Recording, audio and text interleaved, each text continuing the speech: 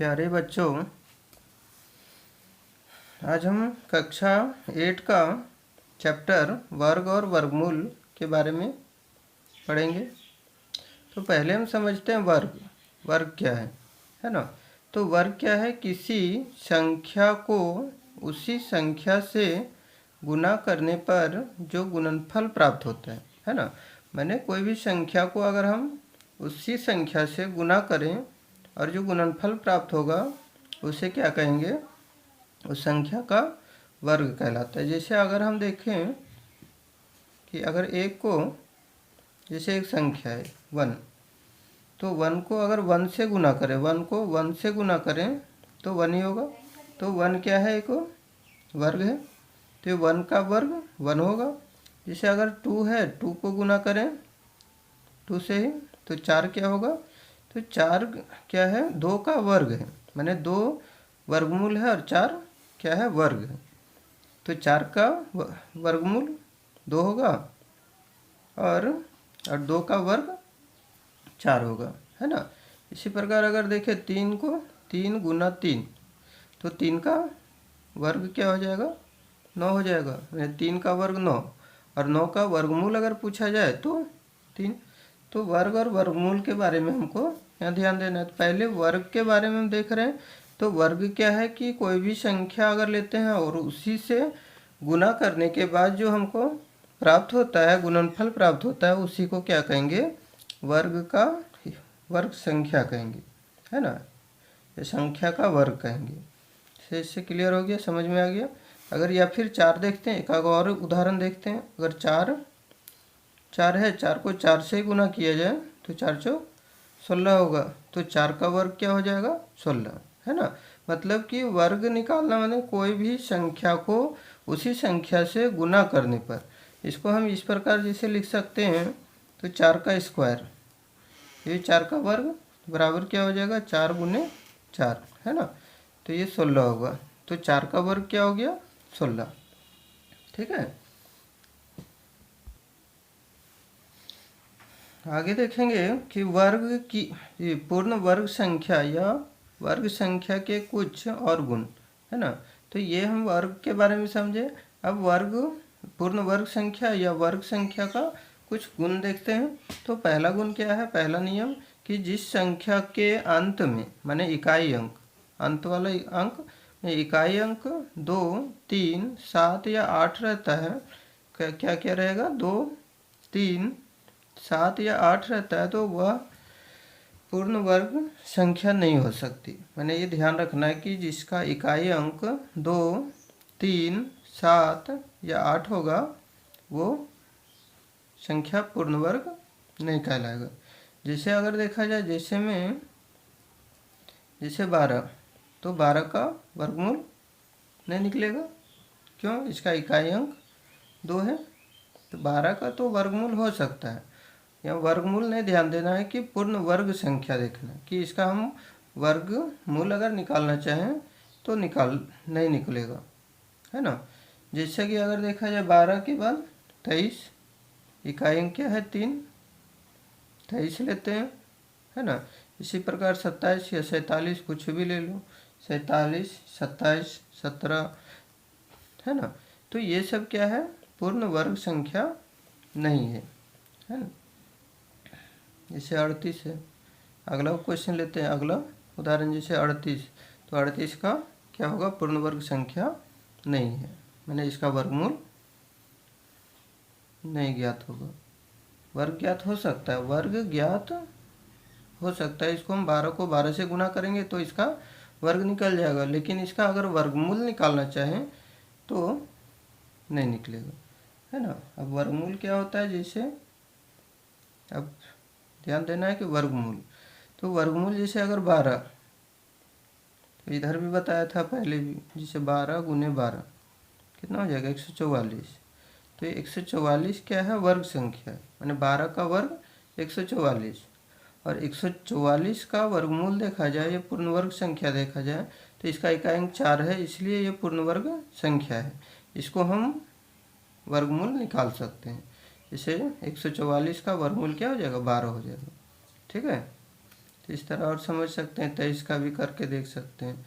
तो इसे कहने का मतलब क्या है कि 12 का वर्गमूल नहीं निकाल सकते, यानी इसका इकाई 2 है इसलिए इसका वर्गमूल नहीं निकलेगा।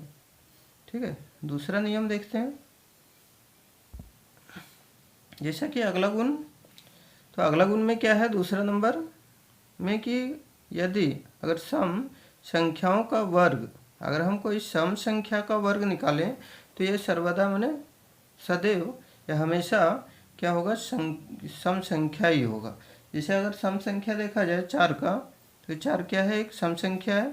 अगर इसका हम वर्ग करें तो 4 चौक 16 हो जाएगा, 4 गुने 4 बराबर 16। तो 16 क्या हुआ, एक सम संख्या हुआ। मतलब कि हम देख सकते हैं कि अगर संख्या सम है और उसका हम वर्ग कर रहे हैं तो क्या होगा, उसका वर्ग भी सम ही होगा। और कुछ उदाहरण देखते हैं, जैसे 6 का, तो 6 क्या है, एक सम संख्या है। 6 क्या है, सम संख्या है ना, इवन नंबर। तो 6 को अगर 6 से गुना करें, 6 गुना 6 बराबर 6 36। 36 भी क्या है, एक सम संख्या है ना। तो इसी प्रकार अगर संख्या सम है तो उसका वर्ग भी सम आएगा, है ना। जैसे 4 का वर्ग क्या हुआ, 16। तो 4 सम है तो 16 भी सम होगा। 6 सम है, 6 क्या है, संख्या सम है और इसका वर्ग करें 6 गुना 6 तो आता है 36। तो 36 क्या है, ये भी सम संख्या है। तो इस प्रकार हम कह सकते हैं क्या कि सम संख्या का वर्ग हमेशा सम होता है। अब विषम के बारे में देखते हैं, तीसरा नियम, तीसरा गुण। तो इसका तीसरा गुण देखेंगे तो तीसरा गुण क्या है, जैसा सम संख्या का वर्ग क्या हुआ, सम हुआ, वैसा ही विषम संख्या का वर्ग सर्वदा ये सदैव या हमेशा क्या होगा, विषम संख्या ही होगा। जैसे अगर देखा जाए 7 का, तो 7 का अगर वर्ग किया जाए, वर्ग माने 7 गुने 7, तो 7 का वर्ग क्या हो जाएगा, 7 सत्ते 49, है ना। तो 7 क्या है, विषम संख्या, तो 49 भी क्या हो जाएगा, विषम संख्या होगा। वैसा ही अगर कोई विषम संख्या लेते हैं 25, 5 ले लें, तो 5 क्या है, विषम संख्या और अभाज्य भी है। तो विषम संख्या लेते हैं 5 का 5 गुने 5, तो इसका भी वर्ग क्या होगा, 25, जो विषम संख्या आ रहा है ना। या फिर 9 का भी ले सकते हैं, 9 क्या है, एक विषम संख्या है। 7 है, 5 है, 9 है। 6 क्या है, सम संख्या जो सम मिलाया था। तो 9 का अगर वर्ग किया जाए, स्क्वायर किया जाए, तो 9 गुने 9 बराबर क्या होता है, 81 होता है। तो इस प्रकार हम जब ये क्या है, संख्या जब विषम है ना, तो संख्या जब विषम है तो इसका वर्ग भी वर्ग क्या होगा, विषम हो जाएगा, है ना। तो इस प्रकार हम देख सकते हैं ये नियम तीसरा। चौथा नियम देखेंगे, अगला गुण देखेंगे, गुण नंबर 4। यदि किसी संख्या के अंत में शून्य की संख्या विषम हो, मतलब क्या कह रहा है कि अगर कोई संख्या हम लेते हैं, जैसे हम देखा जाए कि संख्या माने कोई भी संख्या अगर 1 लेते हैं और 1 में शून्य की संख्या विषम, तो विषम क्या है, पहला 1। तो अगर 1 0 लेते हैं, 1 पर 1 0 या 1 पर 3 0, तो ये क्या है, शून्यों की संख्या विषम है। इसमें भी 1, इसमें 1 2 3। वैसे अगर और बढ़े तो 1 पर अगर 5 0 ले लें, तो ये सब जो संख्या है इसका पूर्ण वर्ग नहीं होगा, है ना। ये इत्यादि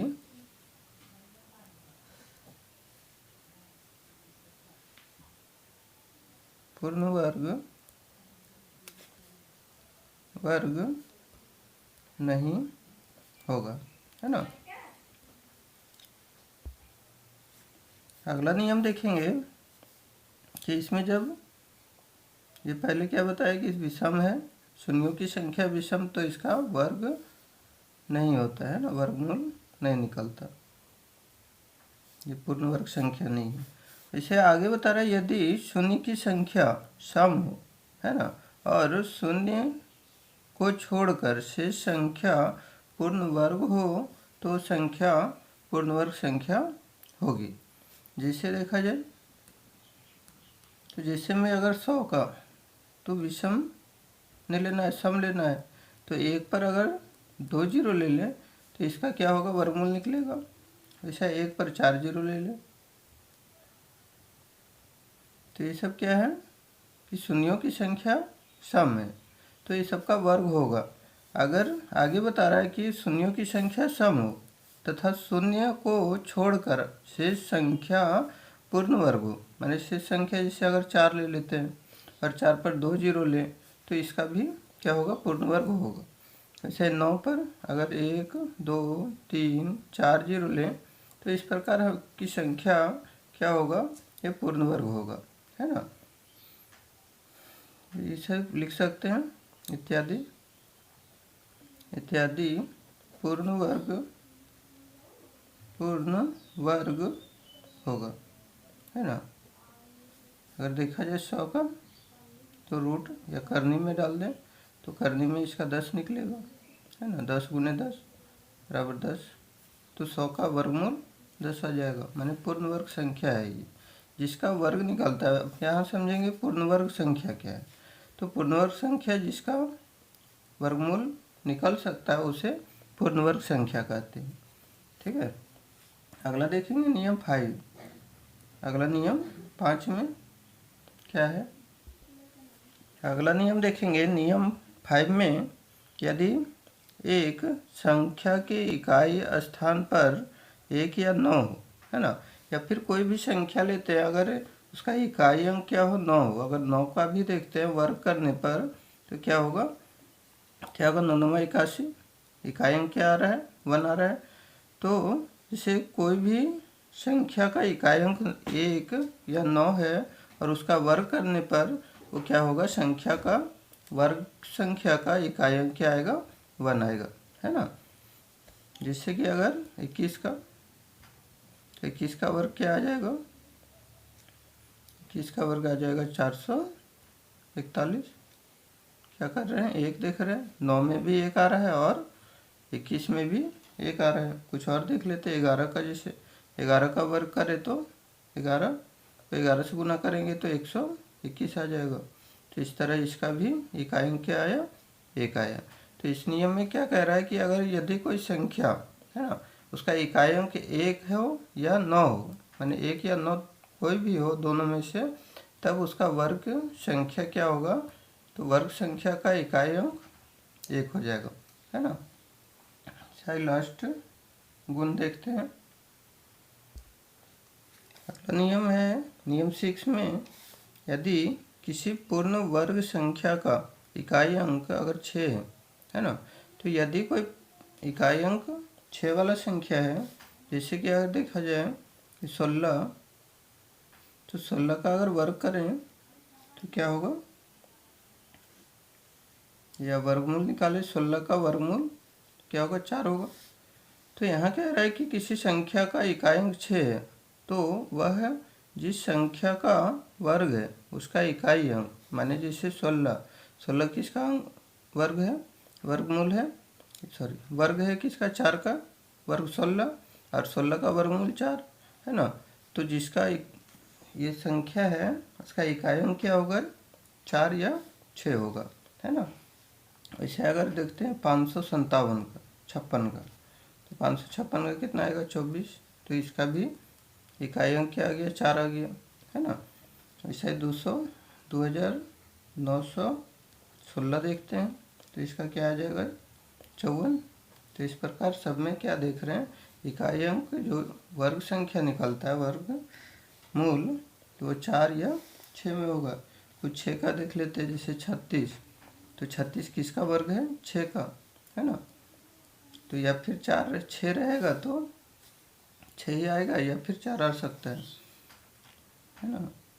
आगे देखेंगे 1296, 1296 का, तो इसका कितना होगा, 36, है ना। तो सब स्क्वायर होगा।